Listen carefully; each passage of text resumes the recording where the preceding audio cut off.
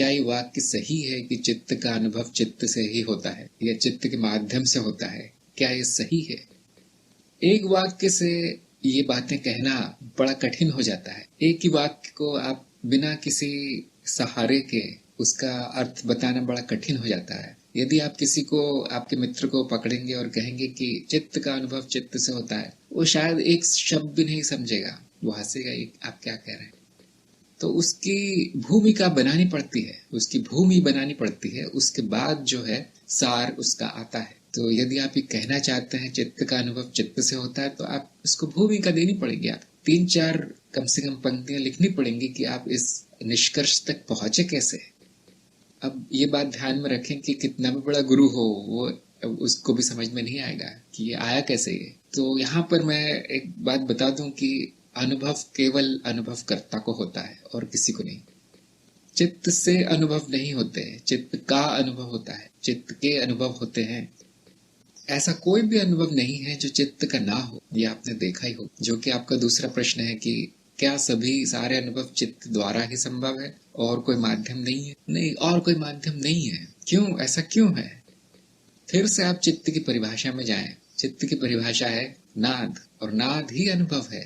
केवल नाद का ही अनुभव होगा, अर्थात जो बदल रहा है उसी का अनुभव होगा। जो बदलता नहीं उसका अनुभव नहीं होता, उसको इंद्रियां पकड़ती नहीं है। जो शून्य है उसका अनुभव नहीं होगा, क्योंकि चित्त नाद है, नाद का ही अनुभव होगा। चित्त और नाद, अब ऐसा मान लीजिए एक ही शब्द है। ऐसा प्रश्न शायद इसलिए आ गया क्योंकि आपने चित्त को कुछ और समझ लिया।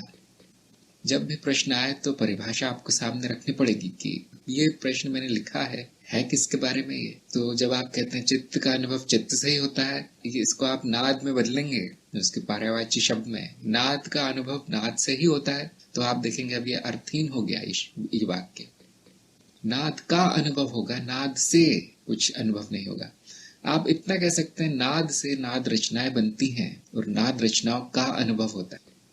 तो से और का शब्द बड़े महत्वपूर्ण है यहाँ पर। किससे अनुभव हो रहा है और किसका अनुभव हो रहा है और किसको हो रहा है, ये जानना बड़ा महत्वपूर्ण है। तो जब नाद से नाद रचनाएं बन जाती हैं तो हम उसको एक व्यवस्थित नाम देना चाहते हैं और उसी को चित्त कहा गया है।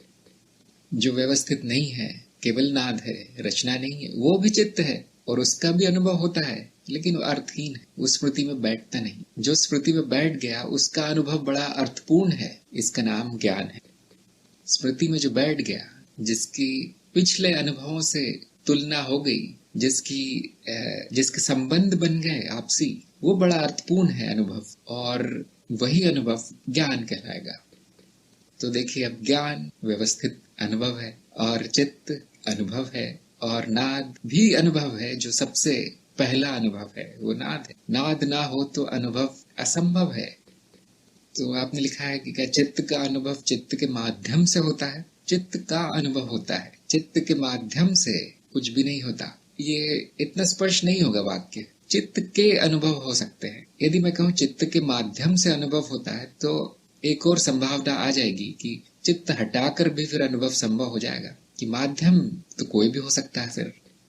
लेकिन आप देखेंगे कि चित्त ही है और कुछ भी नहीं है, और चौथी कोई वस्तु, कोई चीज है ही नहीं जिसके माध्यम से अनुभव संभव हो। अब ये आपका अप्रोक्ष अनुभव है। क्या आपको कोई और अनुभव हुए हैं जो चित्त के ना हो, जो चित्त के माध्यम से ना हो? तो आप देखेंगे कि नहीं, ऐसा कुछ भी नहीं है। ऐसा कुछ भी नहीं है जो नाद नहीं है, क्योंकि नाद ही अनुभव है, नाद का ही अनुभव है, और दूसरे वस्तु का अनुभव असंभव है। उसकी हमने परिभाषा ही ऐसे की है कि जिसका अनुभव होता है वो नाद है, ऐसा कह दिया है हमने। अब कोई संभावना बचती ही नहीं। बस उस नाद के अलग अलग रूपों के हमने अलग अलग नाम रख दिए हैं। अब आगे जाएंगे तो बहुत से प्रश्न आएंगे कि ये शरीर क्या है, ये मन क्या है। सब नाद है, नाम रख दिए गए हैं क्योंकि हमें उनका अनुभव भिन्न भिन्न तरीके से होता है तो नाद ही, लेकिन माया के आवरण उस पर पड़ गए हैं। तरह तरह की परतें बन गई हैं। विभिन्न अनुभवों का जन्म हो गया है उसी नाद से, एक ही नाद से। तो वही अर्थपूर्ण हो तो चित्त बन जाता है, वही रचनाएं हो तो चित्त बन जाता है, वही संबंधित हो, व्यवस्थित हो तो ज्ञान बन जाता है, और वो ही जमा हो, संस्कारित हो तो स्मृति बन जाता है। और वो यदि स्थापित हो जाए, उपयोगी हो जीवन के लिए, तो शरीर बन जाता है, मन बन जाता है, भावनाएं बन जाता है। इसी नाद को महत कहा गया है सांख्य में। और यदि आप त्रिगुण वाली अवधारणा उपयोग करते हैं तो ये जो त्रिगुण है नाद के ही त्रिगुण है, तो इस तरह से इसको समझना चाहिए, परिभाषा सामने रखनी चाहिए। उसके बाद ये प्रश्न संभव है, इन प्रश्न का उत्तर जानना कि किसके अनुभव हैं, किसके द्वारा अनुभव हो रहे हैं। और जब मैं कहता हूँ द्वारा तो उसका क्या अर्थ है, जब आप कहते माध्यम तो उसका क्या अर्थ है, ये सब आपके लिए अब स्पष्ट हो जाएगा।